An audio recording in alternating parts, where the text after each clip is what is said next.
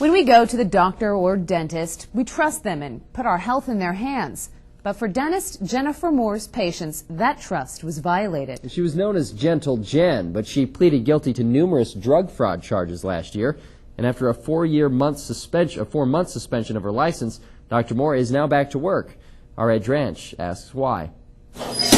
Drilling, filling, an often chilling experience stepping foot into a dentist's office preparing for a procedure. She rubbed her hands together and said, yeah, yeah, yeah. And I was terrified already. And one visit to the dentist's office proved to be daunting for Ann Smith, a former patient of Dr. Jennifer Moore. When I called her and told her I wasn't doing well on the pain medication, she requested me to bring it back into her. She had told me she had patients that could not afford their medication. And I believed that. Last year, the Board of Dentistry said Moore was, quote, unable to safely practice dentistry due to impairment resulting from abuse of prescription pain medication.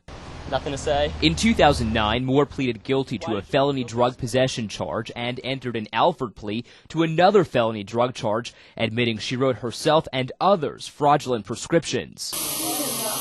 After sentencing in July, the board suspended Moore's license for 4 months. According to these state documents, though, so-called Gentle Jen never lost her license. In fact, she was only required to meet certain standards from the state.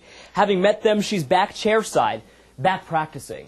We have patients, and it's going to be a very busy day. WHSV News 3 tried to speak with Dr. Moore. She was advised by counsel not to do your interview. While she's permitted to practice, dental board documents reveal Moore was required to surrender her DEA prescriptive authority for controlled substances.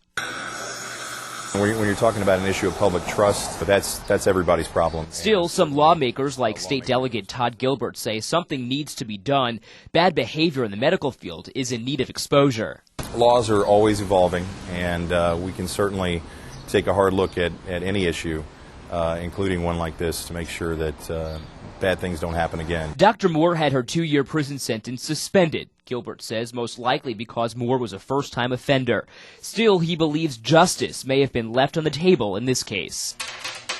My theory as a career prosecutor and now as a legislator has been that jail time for a first offense will maybe nip it in the bud, and that you won't see that person in court again if they have that experience. But if Gentle Jen finds herself back in court for violating a law, regulation, or condition of her reinstatement, her license could be pulled once again.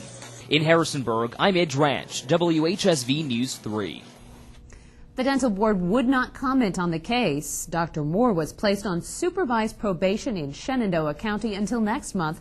She'll stay on supervised probation for the next 2 years in Rockingham County. And for more on how to research your doctor or dentist or to file a complaint, just log on to our web channel, WHSV.com. We've attached some online resources for this story.